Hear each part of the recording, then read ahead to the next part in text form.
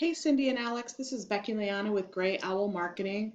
Listen, I know you're busy, and I'll keep this brief, but I did just want to show you 3 tips you can use today to bring in more customers to your business. Because oftentimes in the world of the internet, most local business owners are just too busy with their business to keep up with how the internet can really work for them and benefit their company. So I have your website pulled up here, and I just want to show you a few things.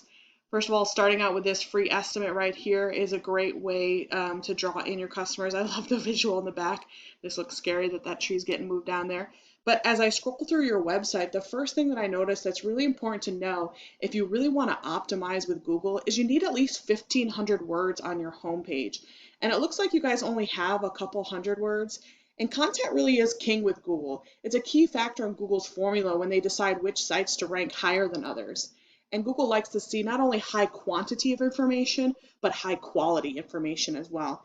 And you want your business to show up on page 1 when your customers are searching on Google, right? So when you think about this, I pulled up your company and a tool I use here called Ahrefs, and this is kind of a snapshot of your company's online presence. And you can see here you have a beautiful website, not getting any traffic to it, and you're also not ranking for any words. So when you think about building the content on your page, you want to focus on 2 or 3 what we call buyer intent keywords and use them throughout your website.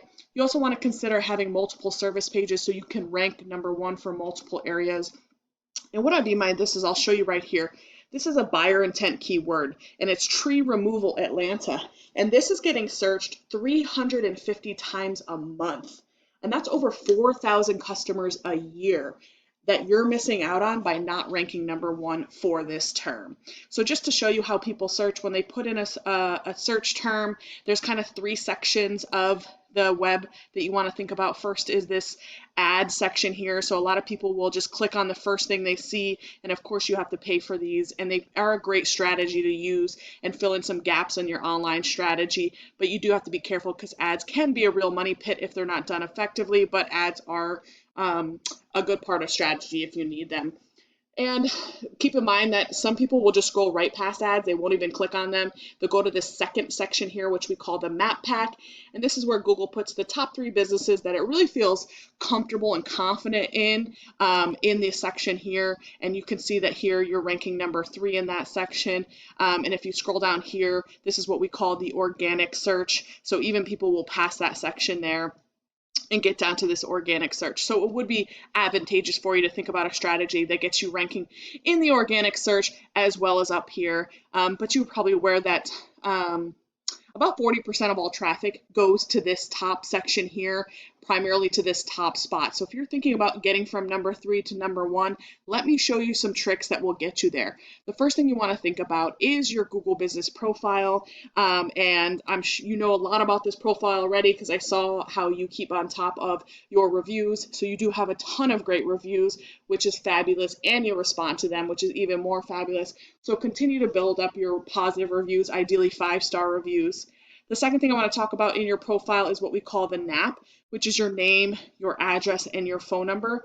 Google likes to see that in multiple places throughout the web. So think about your website, your profile, if you have a Facebook page, on Yellow Pages, on Yelp, on City Star, on Whitebook, and so on and so forth. So think about putting it in multiple locations throughout the web, but the important thing to know about this is you need to be consistent.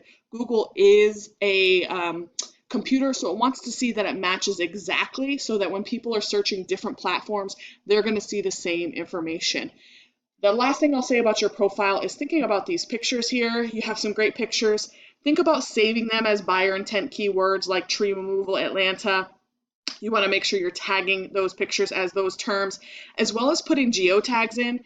Geotags will help people know where you're servicing, and when you're doing great work and taking pictures in different locations at your clients' locations, you want to put geotags in. And by doing this, Google sees not only the type of work you're doing, but also where you're doing it. So again, when people are searching for similar things, your business is going to show up. And the last thing you want to think about when you're trying to get in this spot here is thinking about your site's online authority. And we can then go back to your dashboard here and see that this is a numerical representation of your site's authority or your online reputation. We do like to see this number above 20, if not 30 or 40, and we like to see a 1-for-1 ratio with your UR and your DR. And so how you get this is by thinking about your referring domains and backlinks. So right now you have 25 referring domains, pushing 68 backlinks to your page. And interestingly enough, even though you're in that number 3 spot in the map pack, you're not getting any traffic to your site. But keep in mind that referring domains are not all created equal. So even though you have 25, if you look down here at this do follow number, only 11 of them are giving your site, the Google's feeling irrelevant enough to give your site authority. And that's why you're getting this score of 19 here again. So again, if I look here at your number 1 competitor, and if you're thinking about outranking them and getting in this number 1 spot to get even more traffic, you really want to think about looking at their site. So this is what their site looks like. It's not a bad site, but again, they don't have the content that Google's looking for. Google wants a high quantity, 1,500 words, if not more, with quality buyer intent keywords. And again, if I just put their website against yours, looking at their dashboard, this is their site authority. It's a 31 compared to your 19. You can see they have quite a bit more referring domains, pushing a lot of backlinks compared to your site. And you can see that they're getting quite a bit of organic keywords that they're ranking for, as well as quite a bit of traffic.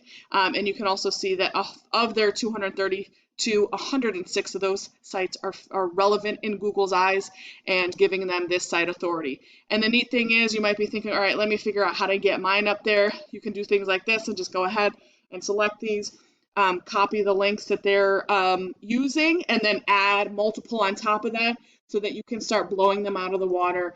Take that top spot and take all your competition, take all their business to yourself.